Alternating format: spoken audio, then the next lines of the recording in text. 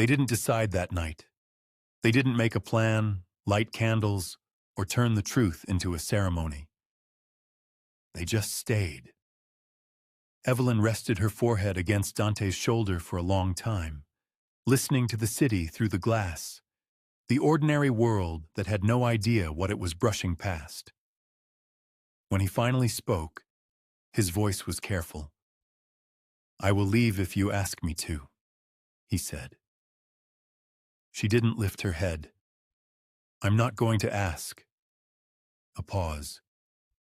"Evelyn." "I said I'm not going to ask," she repeated, and there was something steadier underneath it now. Not bravado. Choice. Dante's hand hovered near her back as though touching her still required permission. Evelyn noticed. Of course she did. She shifted closer and took his hand, guiding it to her waist with deliberate gentleness. "You can hold me," she said quietly. His breath caught, the sound small and involuntary, like something in him had forgotten it was allowed to need. He pulled her against him then, not possessive, not frantic, reverent. "Are you frightened?" she asked, voice muffled against his chest. "Yes," he admitted. She exhaled. "Good." He let out something that might have been a laugh if it hadn't broken halfway through. "I was hoping you'd say something comforting." "I am being comforting," she said. "If you weren't frightened, I'd be worried." Dante's mouth brushed her hair, a kiss that felt less like romance and more like relief.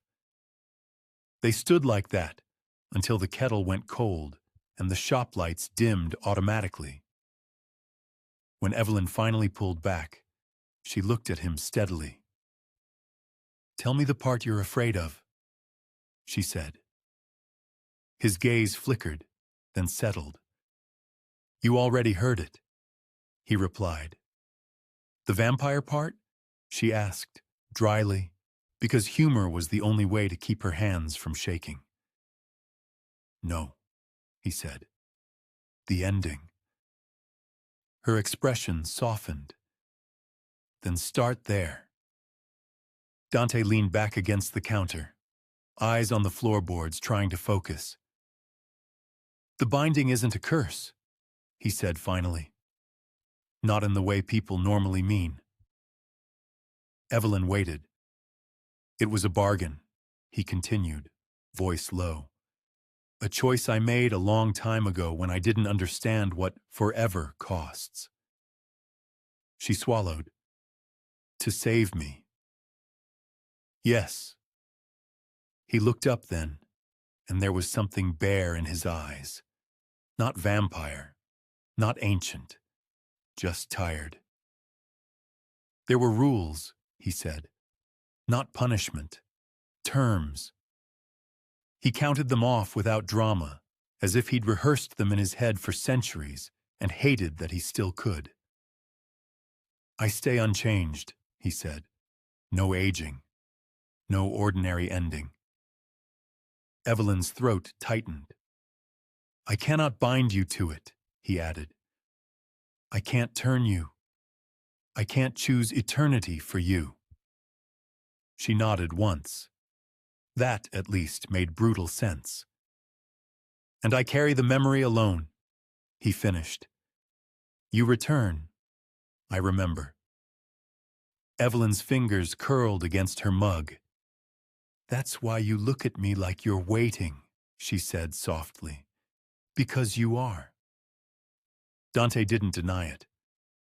Evelyn stared at the shelves, at endings stacked neatly beside beginnings, and felt something in her chest shift. "So how does it stop?" she asked. Dante's jaw tightened. "It can't be forced," he said. "Not by blood, not by ritual, not by wanting it hard enough." "Then how?" He met her eyes. "It breaks by contradiction," he said quietly. "The bargain was made by one-sided love, It ends only when love becomes mutual risk. The words landed with weight. Evelyn's voice barely held steady. What do you mean? Dante's breath shook once. I would have to surrender immortality willingly, he said. Not lose it. Choose to lay it down. And me? You would have to choose me, he answered, knowing I'd end. The room went very still. Evelyn's mouth opened, then closed again. Finally, she whispered, That could kill you. Yes. She stared at him, the fear sharpening into something almost angry. And you've known this the whole time. I didn't know it was possible, he said. Not until this life. Why this one? He swallowed, and for the first time since she'd met him, his composure slipped. Because you asked, he said. Because you didn't look away. Because you made a place for endings and didn't hate them for existing. Evelyn blinked hard, fast. And because, he added quieter, I'm tired of surviving you. The words were raw, not poetic. True. Evelyn set her mug down carefully, as if any sudden movement might shatter him. I don't want you to die, she said. I don't want to keep living like this, he replied. Her voice broke on the edge. Dante. He stepped closer, stopping just short of touching her. I won't do it if you don't want it, he said. I won't make you carry that decision. Evelyn reached up and threaded her fingers into his hair, forcing him to meet her eyes. You're not doing this for me, she said firmly. Do you understand? His brow furrowed. You're doing this because you want a life you can actually live, she continued. With me, in time, not outside it. Dante's mouth tightened, and for a moment, he looked almost human in his uncertainty. I don't know how to be human. It's been so long, he admitted. Evelyn's smile was small and brave. Then learn. She drew him in and kissed him. It wasn't like the first kiss. This one was slower, deeper, weighted with all the things they were not saying. Dante's hands found her waist, then her back, holding her like she was both anchor and argument. When they finally broke apart, their foreheads stayed together. If this goes wrong, Evelyn whispered, I don't want your last memory to be fear. Dante let out a soft, broken breath. I've had centuries of fear, he said. One more night won't kill me. She managed a shaky laugh. That's the worst attempt at comfort I've ever heard. I'm practicing, he murmured. Evelyn kissed him again, quick, almost fierce, then rested her cheek against his. Come upstairs, she said. He hesitated, not with reluctance, but as if crossing that line would make everything real. Evelyn's fingers curled around his hand. We're already real, she said quietly. Stop pretending. We aren't. Dante followed her. They chose the night 2 days later, not because it felt safe, because there would never be a safe night. Evelyn drew the circle on the wooden floor with salt and ash and something that smelled faintly of crushed rosemary. Ordinary things, human things, the kind of materials that belong to kitchens and gardens, not myths. Dante watched her work, pale and still, as if he were memorizing every movement. You're very calm, he said. I'm not, she replied. I'm trying to focus. A faint smile touched his mouth. That, he murmured, I recognize. She looked up at him then, eyes shining. If you want me to stop, she said, tell me now. Dante stepped into the circle. I don't want you to stop, he said.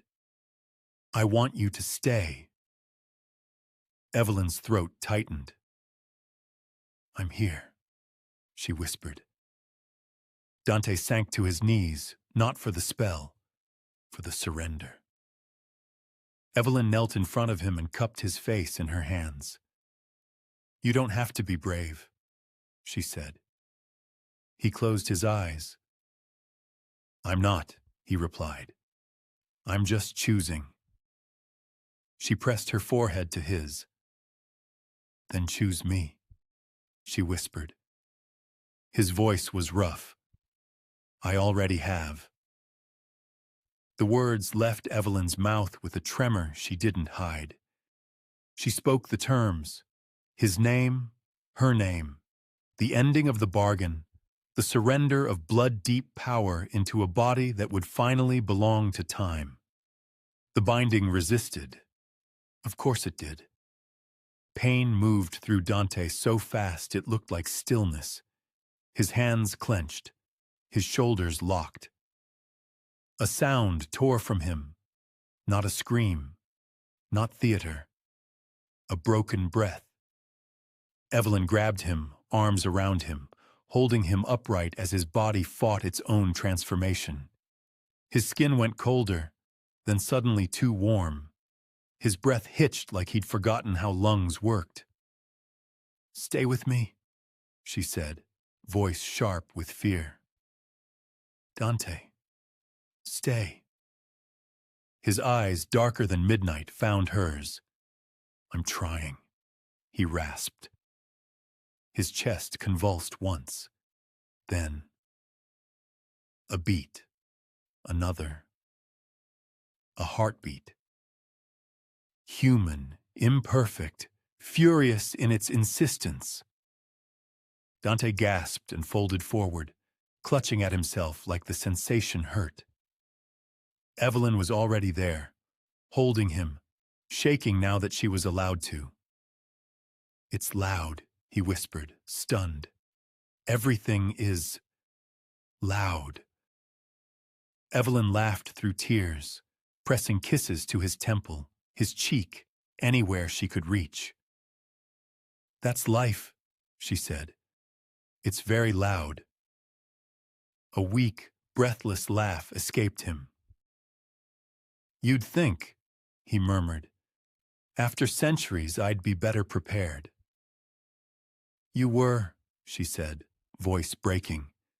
You just never had to be. In the weeks that followed, Dante learned the weight of days. He learned hunger that meant food, fatigue that meant sleep. He learned fear that could not be outrun by immortality. And he learned, slowly, awkwardly, beautifully, the quiet miracle of waking up and knowing it mattered because it would end. Evelyn watched him become human with a tenderness that hurt. Sometimes, late at night in bed, she would press her ear to his chest just to hear the heartbeat again, as if the sound might vanish if she wasn't paying attention. One night, she looked up at him and said softly, "You're still you." Dante's hand covered hers. "Yes," he replied, "but now I'm here." She nodded, throat tight. "Good." He kissed her knuckles. "And Evelyn?" "Hmm?" His eyes held hers, warm and impossibly alive. "This time," he said, "we finish." Evelyn leaned into him, smiling through tears she didn't bother to hide. "Then let's not waste it," she whispered. Outside, the city carried on. Inside, the story finally belonged to time.